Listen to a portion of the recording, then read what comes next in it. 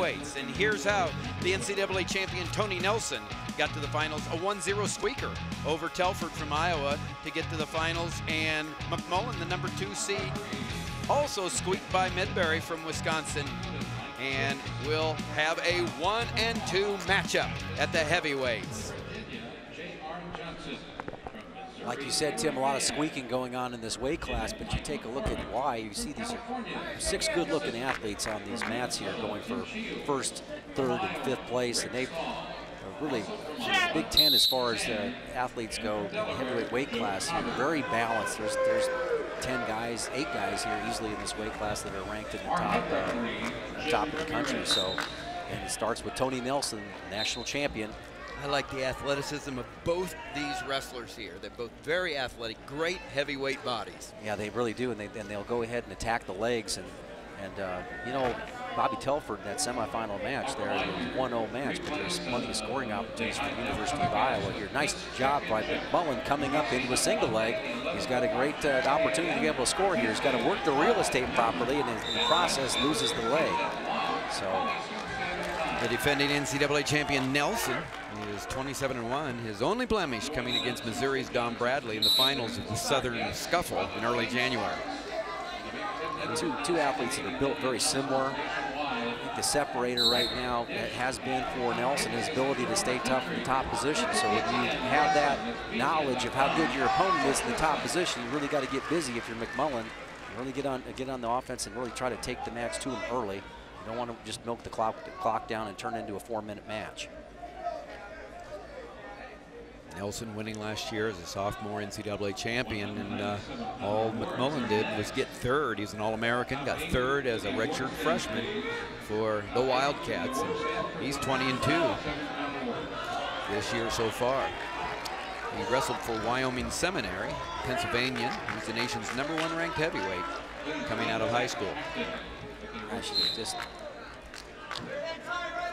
coach pretty good heavyweights, but you just love to have that athletic ability of both these guys that out there on the mat, the way they can move.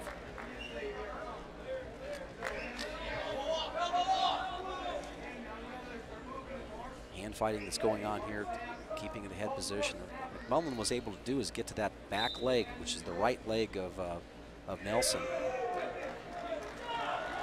Definitely his strong shot. That's why keeping a hold of that leg was so important. Now he's able to jump back into a low single. He's going to go to the other side. And Tim, this is high-level wrestling right now, being performed by McMullan. Already on the offense, and he totally committed that shot, getting covered with his hips, but did a nice job of taking a risk. And when it didn't work for him, he was able to get back to the neutral position, but that was an opportunity. And he has had a couple of nice shots. Starts low, and then he immediately, as you have pointed out, comes up. Really nice in the technique, but he's not been able to lower his level at a point where he found the angle and got Tony Nelson down, but not many can.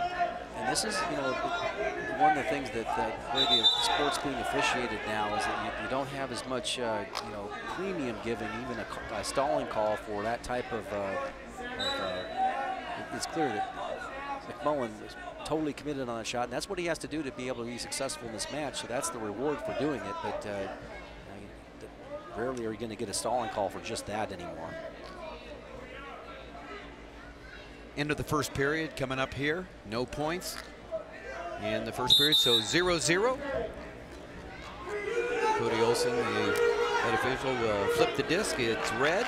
So Tony Nelson's choice. He chooses down to begin the second period.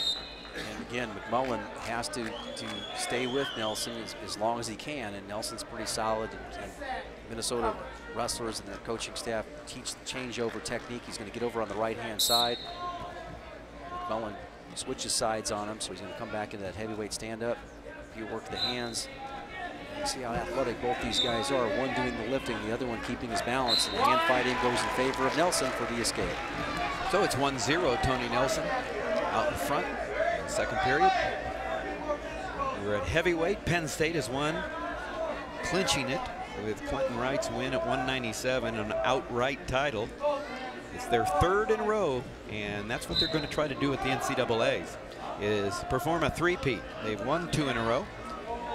In the past, Iowa, the most dominant Big Ten team, in wrestling has won 9 in a row. There's a takedown for Tony Nelson. And just not quite there for McMullan.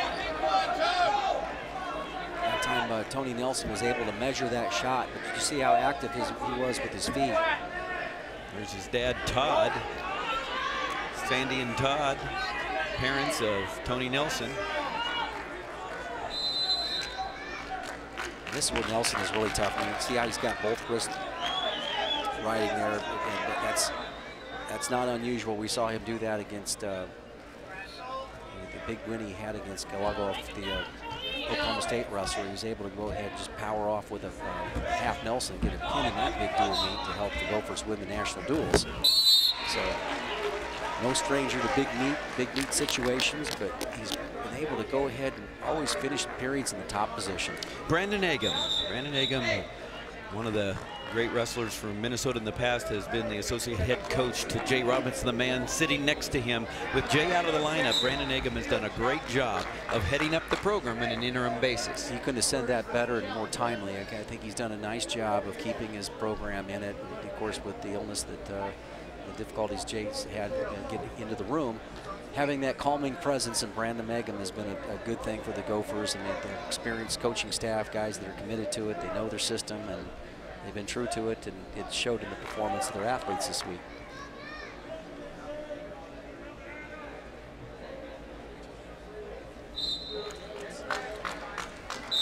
Yeah, they're going to talk. Yes, it's a mat side review, and they're seeing if there was locked hands on Tony Nelson. And so they're taking a look at a request by Northwestern. Of course, he can lock his hands in that situation because McMullan is on his feet. Now, this is our coverage, so. Okay, there was no locked hands. Go ahead. No challenge. The call is just what they called. Everything was fine. Now McMullan will go down again with 33 seconds left in the second period. Tony Nelson out in front 3-0 on the strength of an escape and a takedown here in this second period. Comes up into a spiral ride, and now the hand fight is being done. Now he pops the hips in.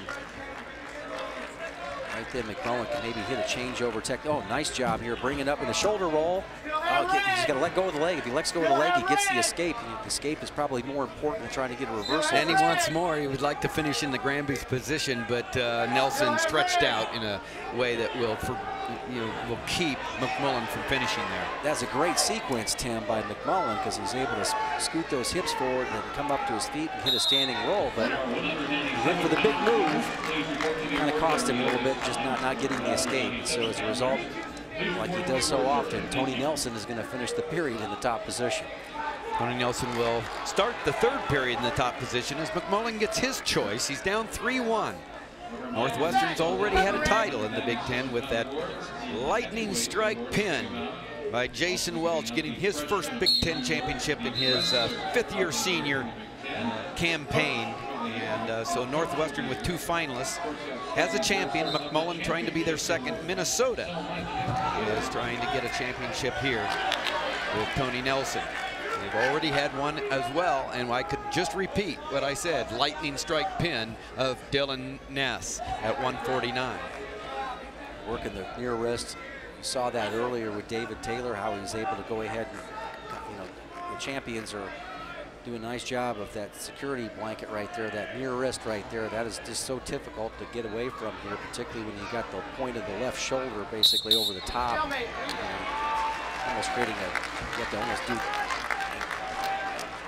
hands together bench press of 135, 140 pounds to be able to get up. It's difficult to do. So much in wrestling is making the guy work in ranges of motion, making his body work in ranges of motion that he doesn't train for. And that's a difficult position to train for. 3-0, a minute 46 riding time. So the riding time in favor of Tony Nelson as well. Very evident by the very tough ride by the NCAA champion from last year for the Gophers.